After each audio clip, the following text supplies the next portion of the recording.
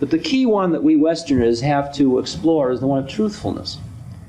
Because I realized finally that there was nowhere to hide, that I could not afford any longer not to tell the truth.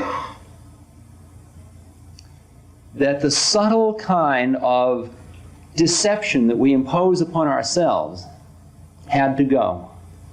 Had to go. I've got a new routine now. When people come to visit me up at my cabin up in New Hampshire, I say to them, I'm not interested in social visits if we're working together, and I demand in this situation total truth. And I say, is there anything you can think of that you can't tell me? Anything you can think of. It's like, don't think of rhinoceros. Is there anything you can think of that you can't tell me? Well, one guy thinks I look like an ape, so he doesn't want to tell me that. Another guy's got some sexual hang-up. He doesn't want to tell me that. I say, well, if you can't trust me enough to share all that with me, if you think I'm still at the place where I'm going to hurt you or you feel hurtable, then we're not ready to work together. Now, the implications of that are this. Sounds like John Kennedy. I want to say this about that.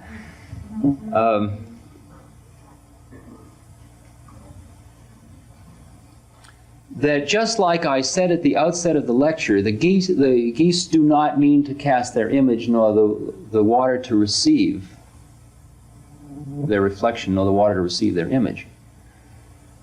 When somebody visits me, I am being the witness, that place which is independent of personality and individual difference, and I am trying to make contact with that place and that other person. And at that place, there is no game involved. There's nothing he can do to me or I can do to him. That was the place I went to in that session. How can you hurt me? Kill my body? That's your karma, not mine.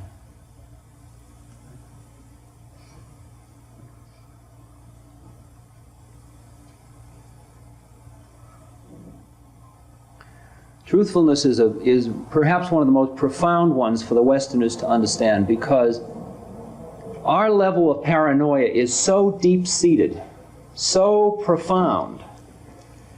You know, when I went to India, I couldn't believe those people were really existing. In the villages, they are so pure. They are really so pure. Like somebody would walk 10 miles out to the temple to bring me some fruit, just because they wanted me to have it.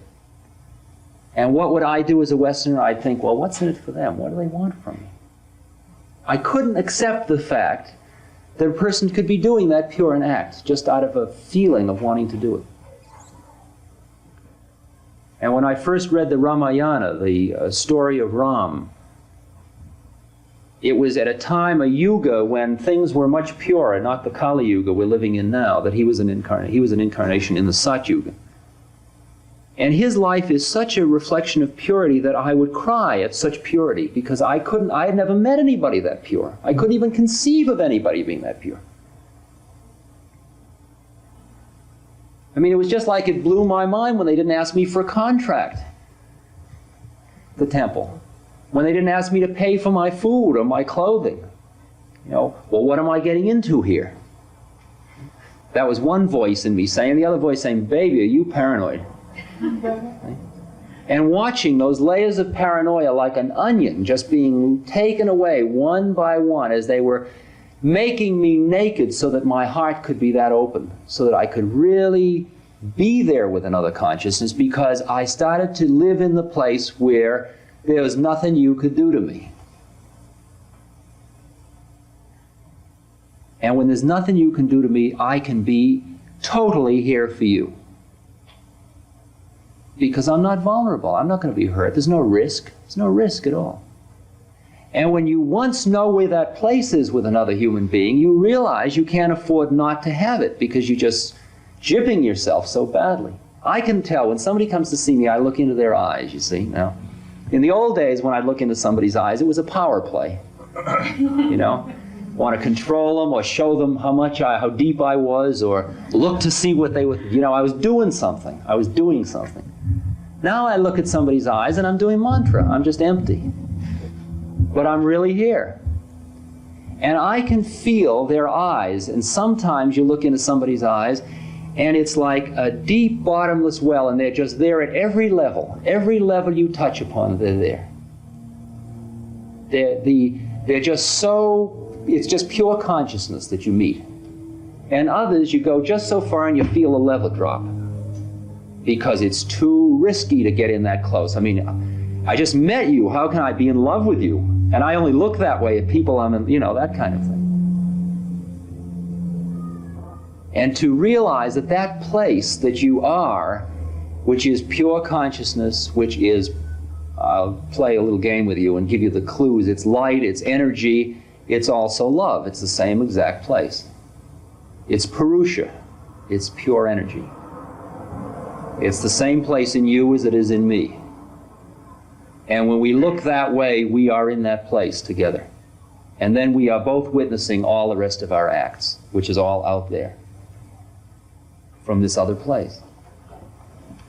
That's only if you can be truthful. If you figure you got to hide from me, you're still attached to your self-image, which has some secrets going. You've got some closed doors in your head. And all I'm saying is we cannot afford the closed doors anymore. I can't anyway. Everything in my life's an open book. You can ask me anything. I'll tell you all my perverse sexual experiences, if there's a Freudian here that wants to play. Because it doesn't mean a damn thing to me anymore. It's, that's Richard Alpert, man. Poor hung-up cat. Poor hung-up cat. What a hard life he was leading. I'm not going to spend the rest of my life being attached to an old model and have it hold me down. It's not worth it, even though there's all this social impropriety in being identified with it.